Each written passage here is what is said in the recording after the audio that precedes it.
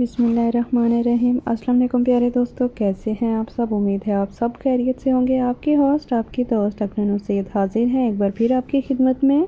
जैसा कि आप सबको नज़र आ रहा है ग्रीन आज हुआ हुआ है, तो आज हम बनाने वाले हैं एक्चुअली एक वेट लॉस चटनी, जो कि होगी बहुत ही ज़्यादा टेस्टी और आपको वेट लॉस में हेल्प करेगी। अगर आप इन्हीं इंग्रेडिएंट को अच्छे तरीके से यूज़ करेंगे अपनी वेट लॉस जर्नी में, तो ये आपको बहुत ही हेल्प करेंगे और आपका मेटाबॉलिक जो रेट है उसको फास्ट करेंगे और बहुत ही ज़्यादा तेज़ी से आपका वेट जो है लूज़ होगा।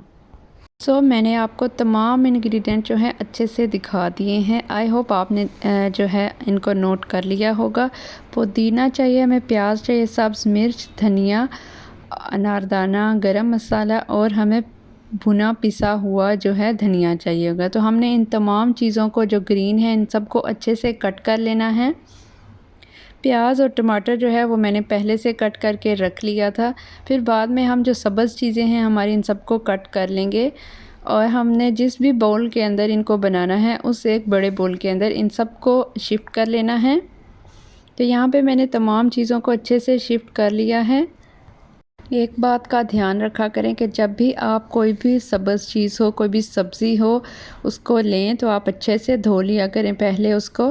फिर हमने यहाँ पे 3 टमाटर लिए हैं और 2 प्याज लिए हैं जो कि दरमियाने साइज़ के थे। इनको भी मैंने कट कर लिया, इनको भी बहुत बारीक कट नहीं किया। यहाँ पे मैंने धनिया लिया है जो कि मैंने आपको बताया है कि भून लेना है। फिर उसके बाद मैंने यहाँ पे अजवाइन ली है, वो भी मैंने एक टेबलस्पून भर के इसमें जो है ऐड कर दी है। तो इन तमाम चीज़ों को हमने इसके अंदर ऐड कर लेना है। फिर हमने इसके अंदर 1 टेबलस्पून भर के अनारदाने का डाला है। फिर इसके बाद हम 1 और टेबलस्पून इसके अंदर अनारदाना जो है वो ऐड करेंगे। जितना आपको खट्टा चाहिए हो आप उसी हिसाब से ऐड कर सकते हैं, इट्स अप टू यू।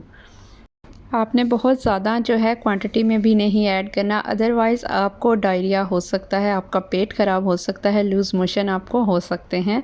आपने इस चीज़ का ध्यान रखना है। सबसे पहले अपनी सेहत होती है, अपनी सेहत का ख़ास ख्याल रखा करें, उस पर कंप्रोमाइज़ बिल्कुल भी ना किया करें। किसी भी चीज़ में कंसिस्टेंट रहना जो है वो बहुत ही ज़्यादा ज़रूरी होता है। Actually consistency is the key, तो इस चीज़ का ख्याल रखा करें। तो यहाँ पे तमाम चीज़ें जो मैंने हैं लेकर वो ब्लेंड करना स्टार्ट कर दी थी। ये देख सकते हैं आप कि मैं इनको जो है ब्लेंडर की मदद से अच्छे से ब्लेंड करी। मैंने इसके अंदर जो है थोड़ा सा पानी भी ऐड किया था। फिर हम इसके अंदर लेमन भी ऐड कर देंगे। जब अच्छे से ये ब्लेंड हो जाएंगी तो फिर मैं इसके अंदर जो है लेमन भी निचोड़ दूंगी।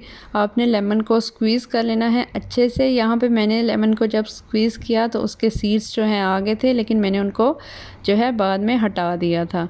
तो यहाँ पे इसको आप अच्छे से ब्लेंड कर लेंगे कि ये जो है ब्लेंड हो जाए। लेकिन ये हमारी जो चटनी है, अगर आप एक्सपेक्ट कर रहे हैं कि ये बिल्कुल ही पतली सी बने या लिक्विडी टाइप बने, तो ये ऐसा कुछ नहीं होने वाला। हम इसके अंदर एक्सेस वाटर नहीं ऐड करेंगे कि ये हम इसको बिल्कुल ही पतला जो है रेडी करें, क्योंकि हमें इसकी कंसिस्टेंसी जो है वो तकरीबन इसी तरह की ही चाहिए। और हमने इसको यूज़ कैसे करना है ये भी मैं आपको अभी इसी वीडियो में बताऊंगी। आपने मेरे साथ ही रहना है, कहीं भी नहीं जाना। यस, अभी हम देख रहे हैं कि तमाम इंग्रेडिएंट जो भी हमने डाले हैं इसके अंदर वो सब के सब अच्छे से मिक्स हो गए हैं, ब्लेंडिंग कंप्लीट हो गई है। माजरत कि यहाँ पे मैंने एक स्टेप जो है स्किप कर दिया, उसकी मैं वीडियो नहीं बना सकी क्योंकि मैंने यहाँ पे इसके अंदर साल्ट भी ऐड किया था। बट आई डोंट नो कि वो कैसे स्किप हो गया कि उसकी वीडियो जो है नहीं मैं बना सकी। मिर्चें हमने नहीं ऐड की क्योंकि इसके अंदर हमने सब्ज़ मिर्च जो है वो ऐड की थी। तो यहाँ पर आप देख सकते हैं इसकी कंसिस्टेंसी कुछ इस तरह की है।